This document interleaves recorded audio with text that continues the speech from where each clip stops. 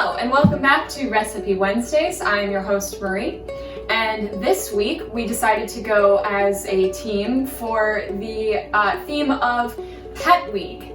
So everything that we're doing this week is based off of our pets, and so today I wanted to make dog biscuits because not all dog biscuits that you can find in the grocery store are good for your dogs, and it's nice to know exactly what's going into the treats that you're giving your dogs. So I wanted to do something simple and easy that everybody could do. So today we're just going to do some peanut butter banana dog biscuits.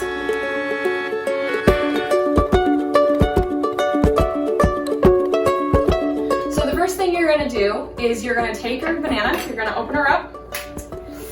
You're just gonna put the whole thing in a bowl, and then you're just gonna mash that banana.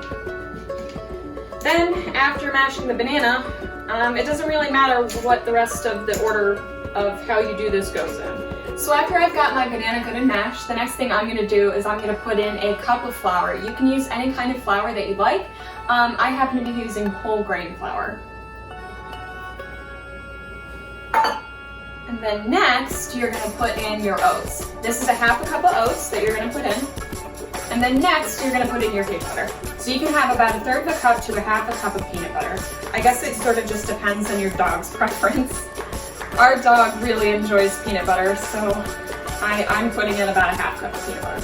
So when you're making the dog biscuits, when you're choosing your peanut butter that you're gonna use to make them, you wanna make sure that you're not using a sugar-free or peanut butter light alternative, because they usually have a sugar substitute in them called xylitol that is very, very harmful to dogs. So you're gonna wanna make sure that you are using either a all-natural peanut butter. That's probably the best choice for this if you wanna make sure that this is the healthiest it can be for your dog.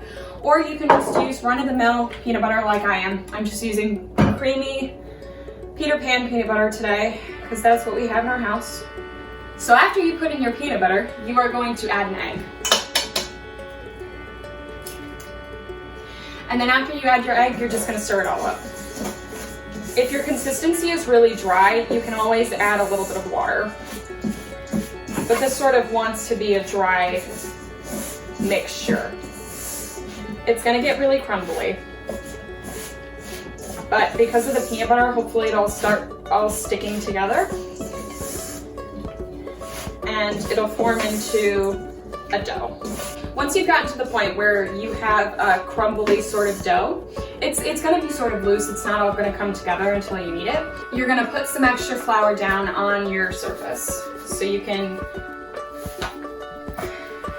take out your dough and knead it and roll it out.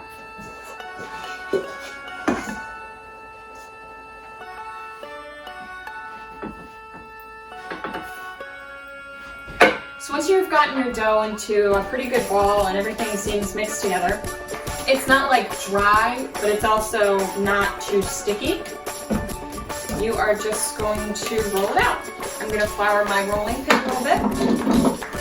Put some of the extra flour on there. And then I'm going to put a little bit of flour on top. And just roll it out. Doesn't need to be perfect. These can be as thick or as thin as you would like them to be. And then once you've got your dough pretty well flattened out, you're gonna go in with a couple of cute little cookie cutters. Today I am using a Snoopy cookie cutter, and I am using a little heart cookie cutter. So you're just gonna start cutting them out. While you're cutting out your dog biscuits, you might wanna make sure that you have your oven preheating to 300 degrees Fahrenheit. And you're also going to want to make sure that you have a baking sheet with parchment paper standing by. Once you've got your dog biscuits all punched out, you're just going to pop them in the oven at 300 degrees Fahrenheit for 20 minutes. While we're waiting for the oven, I would like to introduce you to one of my pets. His name is Edgar. He's a very chunky boy. He's about 17 pounds. He's a little bit of a monster. But he's my little monster, and I love him.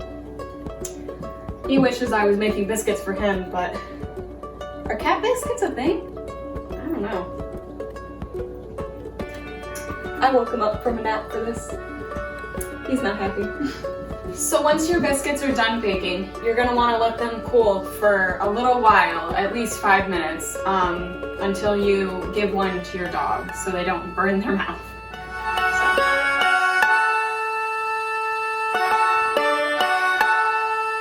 This is my dog, Rosie. She's really cute. Leave it.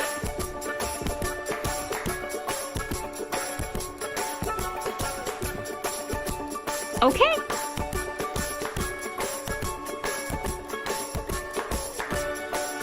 Do you like it? I think she likes it. So that's it. That's how you make your dog your very own dog biscuits. Thanks for watching, everyone, and we'll see you next week.